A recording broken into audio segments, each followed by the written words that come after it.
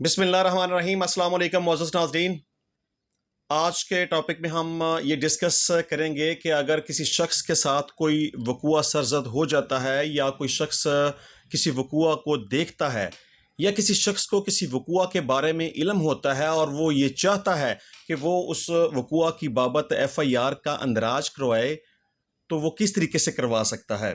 अगर वो police station में जाता है एफआईआर के अंदराज के लिए, तो उसको क्या करना चाहिए, और अगर स्टेशन हाउस ऑफिसर यानी कि एसएचओ उसकी दरखास्त के ऊपर एफआईआर का अंदराज नहीं करता, तो फिर उसके पास क्या फॉर्म बचता है, वो किस तरीके से एफआईआर का अंदराज करवा सकता है। या कोई खातून जिसके साथ कोई गैर अखलाकी हरकत की गई हो या उस अबडक्शन का मामला हो, रेप का मामला हो और हैरेसमेंट का मामला हो, वो अगर एफआईआर का अंदराज करवाना चाहे तो वो किस तरीके से करवा सकती है, आज हम ये डिस्कस करने वाले हैं। तो अपने टॉपिक की डिटेल में जाने से पहले मैं आपसे गुजारिश करूंगा कि आप मेरे यूट्यूब चैनल को सब्सक्राइब कर लीजिएगा और साथ लगे बेल आइकन के बटन को भी प्रेस कर लीजिएगा ताकि कानून के ऊपर तमाम तर मालूमाती वीडियोस आप तक पहुंचती रहें। तो चलते हैं जी अपने टॉपिक की तरफ। अगर कोई शख्स किसी वक़ूआ को देखता है या किसी शख्स के साथ कोई वक़ूआ रूनुमा होता है या किसी शख्स को किसी वक़ूए के बारे में ख़बर पहुंचती है और वो ये चाहता है कि वो एफआईआर का अंदराज करवाए, तो वो फौरी तौर पर बग़ैर वक़्त ज़ाया किए अपने मुतल्लिका पुलिस स्टेशन से रब्ता करेगा, वहाँ मुतल्लिका पुलिस स्टेशन में जाएगा और थाने के एसएचओ को एक अंदराज मुकदमा की एप्लीकेशन देगा। एप्लीकेशन के नीचे वो अपने दस्तखत करेगा। दो तरीके हैं इसके। वो एप्लीकेशन के ज़रिए भी एफआईआर का अंदराज करवा सकता है एसएचओ को देकर, और अगर वो लिख पढ़ नहीं सकता या वो दरख्वास्त लिख के लेके नहीं जाता, तो ओरली यानी कि ज़बानी तौर पर भी वो वक़ूआ की बाबत मुतल्लिका थाने के एसएचओ को अपनी बात सुनाएगा और स्टेशन हाउस ऑफिसर एप्लीकांट की जो बात सुनेगा उसको तहरीर में लेके आएगा और तहरीर में लेके आने के बाद उसको पढ़ कर सुनाएगा। अगर तो जो शख्स इन्फॉर्म कर रहा है, वक़ूआ के बारे में इत्तला मुहैया कर रहा है, वो उसको इंडोर्स करता है कि जो बात उसने बताई है बिल्कुल उसी की डायरेक्शन के मुताबिक लिखी गई है, तो वो दरख्वास्त के नीचे उससे दस्तखत करवा लिए जाएंगे या उसका निशान अंगूठा ले लिया जाएगा और उसकी दरख्वास्त के ऊपर, चाहे वो ज़बानी हो या तहरीरी हो, थाने का एसएचओ इस बात का पाबंद है कि अगर जुर्म काबिल दस्त अंदाजी पुलिस बनता हो तो उसके ऊपर एफआईआर दर्ज करने का पाबंद है। FIR Pakistan criminal procedure code के सेक्शन 154 के तहत दर्ज की जाती है और कोई भी स्टेशन हाउस ऑफिसर जहां कॉग्निजेबल ऑफेंस मेड आउट होता हो। अब मैं अपनी नेक्स्ट वीडियो में इसको डिटेल के साथ डिस्कस करूंगा कि कॉग्निजेबल ऑफेंस क्या है, यानी कि काबिल दस्तंदाजी पुलिस जुर्म क्या होता है, नाकाबिल दस्तंदाजी पुलिस जुर्म क्या होता है। लेकिन बहरहाल अगर कोई सीरियस नोयत का कोई जुर्म हो जिसकी सज़ा ज़्यादा हो और वह नाकाबिल ज़मानत हो, तो इस तरह के ऑफेंसेस आमतौर पर काबिल दस्तंदाजी पुलिस जुर्म में आते हैं। और थाने के एसएचओ जब उसके पास दरख्वास्त आ जाए और जुर्म काबिल दस्तंदाजी पुलिस बनता हो, तो वो इस बात से इनकार नहीं कर सकता कि वो एफआईआर का अंदराज नहीं करेगा, क्योंकि पुलिस ऑफिसर कानून के मुताबिक यानी कि सेक्शन 154 सीआरपीसी के मुताबिक और बहुत सारी आला अदालतों के फैसलों के मुताबिक, जैसे कि हाई कोर्ट है या सुप्रीम कोर्ट है, उसके मुताबिक वो पाबंद है कि जैसे ही उसके पास दरख्वास्त आएगी, वो पाबंद है कि उसके ऊपर एफआईआर का अंदराज करे। स्टेशन हाउस ऑफिसर यानी कि एसएचओ किसी भी शख्स की दरखास्त के ऊपर जहां जुर्म काबिल दस्तंदाजी पुलिस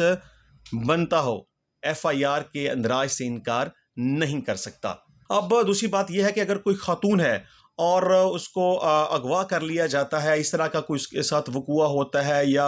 उसको हरासा किया जाता है, उसको परेशान किया जाता है, उसकी बेहुरमती की जाती है, उसके कपड़े फाड़ दिए जाते हैं या पब्लिक प्लेस पे उसको बरहना कर दिया जाता है, या उसको रेप का निशाना बनाया जाता है, या इस तरह का कोई वक़ूआ, यानी कि जिस तरह के ऑफेंसेस हैं 336 बी, यानी कि किसी खातून के ऊपर तेज़ाब फेंक दिया जाए, ठीक है। 336 बी है, 354 है, 354 ए है, 376 है, 509 है पाकिस्तान पीनल कोड की दफात के तहत। अगर इस तरह का किसी खतून के साथ कोई ऑफेंस हो जाए, तो वो खतून मुतल्लिका पुलिस स्टेशन में स्टेशन हाउस ऑफिसर को अपनी दरख्वास्त देगी या ज़बानी तौर पर बताएगी, और इसके लिए ज़रूरी है कि जब उसकी दरख्वास्त के ऊपर FIR का अंदराज किया जाए, उस खतून के पास कोई लेडी पुलिस ऑफिसर का होना ज़रूरी है। अगर लेडी पुलिस ऑफिसर नहीं तो कम अज़ कम उसकी फैमिली की कोई खतून उसके साथ होना ज़रूरी है, या उस औरत का कोई भी उसकी रिकमेंडेशन के ऊपर कोई भी शख्स उस खतून के साथ पुलिस स्टेशन के अंदर होना ज़रूरी है। अब यहाँ दूसरी बात यह है कि अगर किसी औरत के लिए कन्वीनियंट नहीं है कि वो थाने में जाकर FIR का अंदराज करवाए, अगर इस तरह के कोई ऑफेंसेस हो जाते हैं कि रेप का मामला है, हैरेसमेंट का मामला है, उसकी बेहुरमती का मामला है, बरहना करने का मामला है, रेप का मामला, कोई भी इस तरह के अगर कोई मामलात हों और ख़तून किसी तकलीफ़ की वजह से थाने में ना जा सके, तो स्टेशन हाउस ऑफिसर यानी कि SHO इस बात का पाबंद है कि वो उसके घर में जाकर FIR का अंदराज करेगा, उसका बयान लिखेगा, या किसी भी दूसरी जगह पर जहाँ पे वो खतून कन्वीनियंट महसूस करे, अपने लिए आसानी महसूस करे, तो SHO पाबंद है कि जहाँ खतून मुनासिब समझे वहाँ जाकर उसकी डिक्टेशन के मुताबिक जो भी ऑफेंस उसके साथ हुआ है उस के मुताबिक FIR का अंदराज करे, उसका बयान रिकॉर्ड करे। लेकिन यहाँ पर भी ज़रूरी है कि उस खतून के साथ जहाँ पर भी वो ये बयान रिकॉर्ड करवाना चाहती है, उसके साथ कोई लेडी पुलिस ऑफिसर हो, या कोई उसकी फैमिली की खतून हो, या कोई भी ऐसा शख्स जो कि खतून मुनासिब समझे, तो उसके साथ होना ज़रूरी है। अब यहाँ एक दूसरा क्वेश्चन ये पैदा होता है कि अगर कोई शख्स किसी के साथ कोई अकरेंस हो जाता है, वो पुलिस स्टेशन में जाता है, एप्लीकेशन देता है, अपनी बात सुनाता है, लेकिन उस शख्स की दरख्वास्त के ऊपर स्टेशन हाउस ऑफिसर FIR का अंदराज नहीं करता, तो यहाँ फिर ये सवाल पैदा होता है कि अब वो शख्स क्या करे। अगर उसकी दरख्वास्त के ऊपर FIR का अंदराज नहीं होता, तो वो शख्स उसी एप्लीकेशन को साथ लेके एक नई दरख्वास्त लिखेगा कि मेरे साथ ये फ़लाँ फ़लाँ वक़ूआ हुआ था, मैंने अंदराज मुकदमा की एक एप्लीकेशन मुतलका SHO को दी, लेकिन मेरी उस दरख्वास्त के ऊपर FIR का अंदराज नहीं किया गया, और वो ये दरख्वास्त लेके पुलिस जो हायर ऑफिसर्स हैं उनके पास एप्लीकेशन देगा। तो मोस्ट प्रोबेबिलिटी यही है कि उसकी दरख्वास्त के ऊपर अगर जुर्म काबिले दस्तंदाजी पुलिस बनता है तो FIR का अंदराज हो जाएगा। लेकिन इसके बावजूद भी अगर FIR का अंदराज नहीं होता, तो वो शख्स वो जो एप्लीकेशन उसने अब मुतलका थाने में दी थी या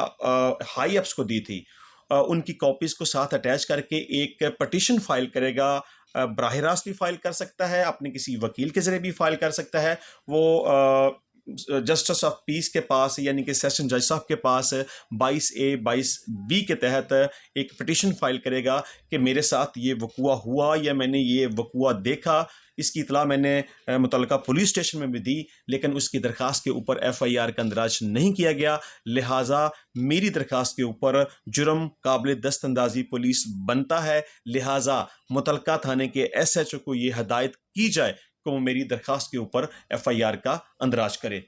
तो मोस्टली इसमें अदालतें ये समझती हैं कि वाकई ही अगर इस तरह का कोई जुर्म हुआ है और काबिल दस्तंदाजी पुलिस जुर्म बनता है, तो उसके ऊपर FIR के अंदराज का हुक्म जारी कर देती हैं। ऑलमोस्ट अदालतें अगर वाकई अकरेंस हुआ हो और जुर्म काबिल दस्तंदाजी पुलिस बनता हो, तो अदालतें FIR के अंदराज का हुक्म दे देती हैं, पटिशन को एक्सेप्ट कर लेती हैं। लेकिन यहाँ एक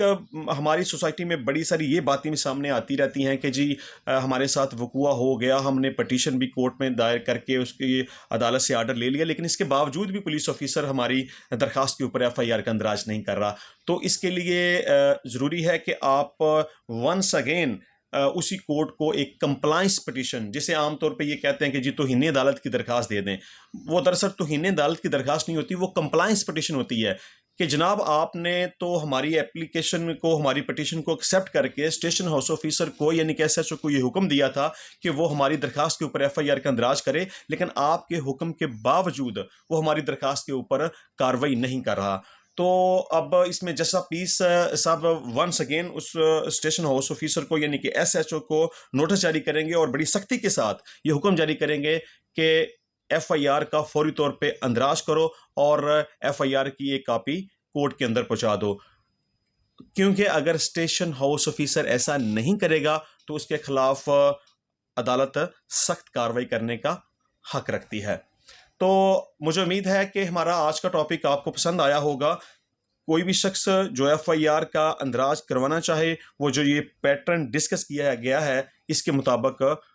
वो अपनी FIR का अंदराज करवा सकता है। तो इस हवाले से किसी किस्म का कोई क्वेश्चन आपके जहन में हो, आप पूछना चाहें तो मुझे कमेंट बॉक्स के अंदर पूछ सकते हैं। मुझे मेरे नंबर पे राब्ता करके व्हाट्सएप के ज़रिए भी पूछ सकते हैं। मेरा मोबाइल नंबर आपकी स्क्रीन के ऊपर है। तो मुझे इजाज़त दीजिए, इंशाल्लाह मिलेंगे नेक्स्ट टाइम नए टॉपिक के साथ, नई वीडियो के साथ और नए कानून के साथ। तब तक के लिए मुझे इजाज़त दीजिए। अल्लाह हाफिज़।